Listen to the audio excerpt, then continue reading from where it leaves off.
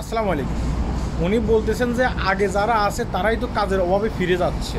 হ্যাঁ, মানে এখন নতুন করে মালয়েশিয়ান গভর্নমেন্ট আবার বাংলাদেশ থেকে লোক আনতেছে, প্ল্যান্টেশনের লোক আনতেছে। এই কারণে উনি একটা কমেন্ট করতেছে আগে যারা আছে তারাই তো মানে কাজের অভাবে বাংলাদেশে ফিরে যাচ্ছে, এখন যারা নতুন লোক আসবে তারা কি কাজ পাবে?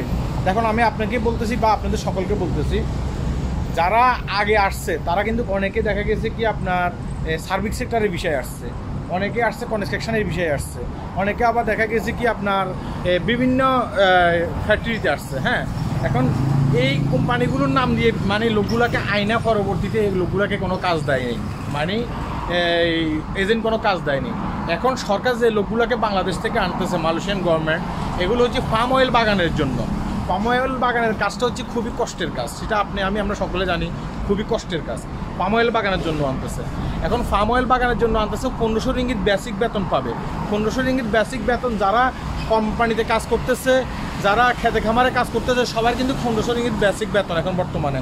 হ্যাঁ, কিন্তু গভর্নমেন্ট যদি বাড়ায় তাহলে কিন্তু মানে ওরা বাড়তি বেতন পাবে। যদি গভর্নমেন্ট বাড়ায়, গভর্নমেন্ট এখন অনুমতি দেয় নাই যে গভর্নমেন্ট বেতন বাড়াবে, বুঝতে পেরেছেন? এখন যাদেরকে আনতেছে ডাইরেক্ট মানে পাম অয়েল বাগানের কোম্পানিতে আনতেছে, তো কোম্পানিতে যা আনতেছে এদেরকে আনার পরে কিন্তু এদের পাসপোর্ট কিন্তু কোম্পানির কাছে চলে যাবে, তাদেরকে পাম অয়েল বাগানে কাজ করতে হবে।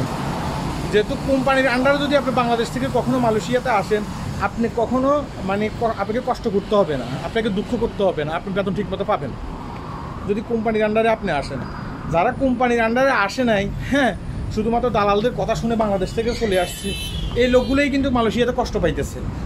এই লোকগুলোই কিন্তু কাজের অভাবে মালয়েশিয়ার ফুটপাতের রাত্রে ঘুমাইতেছে। আমি এটা নিয়ে আরও কয়েকবার ভিডিও করছিলাম।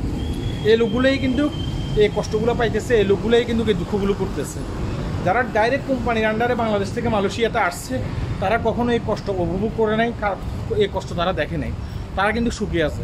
তা আমি বলবো যে যারাই আপনার কোম্পানির আন্ডারে আসবেন, এখন মানে পাম অয়েল বাগানে আসবেন, আপনারা যারা বাংলাদেশে কাজ জানেন, সারাদিন কাজ করছেন, পরিশ্রমের কাজ করছেন, খেতে খামারে কাজ করছেন, আমি আমার আগের ভিডিওতে এটা বলছিলাম, তারাই কিন্তু একমাত্র আসেন। যারা রোদ্রে মানে কাজ করতে পারেন, হ্যাঁ, অনেক ভারী ভারী মাল আগলাতে পারেন, হ্যাঁ, তারাই আসেন।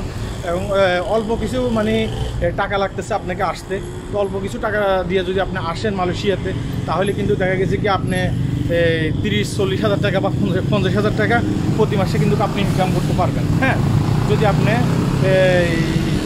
গভর্নমেন্টের আন্ডারে আসেন, যদি আপনি এই যে পাম অয়েল বাগানে আসেন। তাছাড়া আপনাকে দালালে যদি বোংবাং বুঝায় এখন না, আপনি আসেন, আপনি আসলে এখানে খুব ভালো একটা কাজ করতে পারবেন, ভালো একটা অ্যামাউন্ট পাবেন, আপনাকে একটা শপিং মলে দেওয়া হবে, আপনাকে একটা দেখা গেছে কি এসি রুমে কাজ দেওয়া হবে, এটা সম্পূর্ণ মিথ্যে কথা, এগুলো থেকে একটু দূরে থাকবেন, বুঝতে পেরেছেন? তো যারা এখানে কাজ পাইতেছে না, এদের আসার ভুলের কারণে এরা কাজ পাইতেছে না, এরা এজেন্টকে বিশ্বাস করে আসছে। এরা যদি এজেন্টকে বিশ্বাস করে না আসতো, এরা যদি এদের মতো করে আসতো, ভালো একটা কোম্পানি দেখে আসতো, সে কষ্টের কাম হোক, সে এসি রুমে হোক, সে যাচাই বাছাই করে আসতো, তাহলে এই লোকগুলো কিন্তু কষ্ট পাইতো না। যে লোকগুলো এখন এসে বাংলাদেশে চলে যাচ্ছে ফিরত, হ্যাঁ, এই লোকগুলোর ভুলের কারণে কিন্তু এরা কষ্ট পাইছে, বুঝতে পেরেছেন?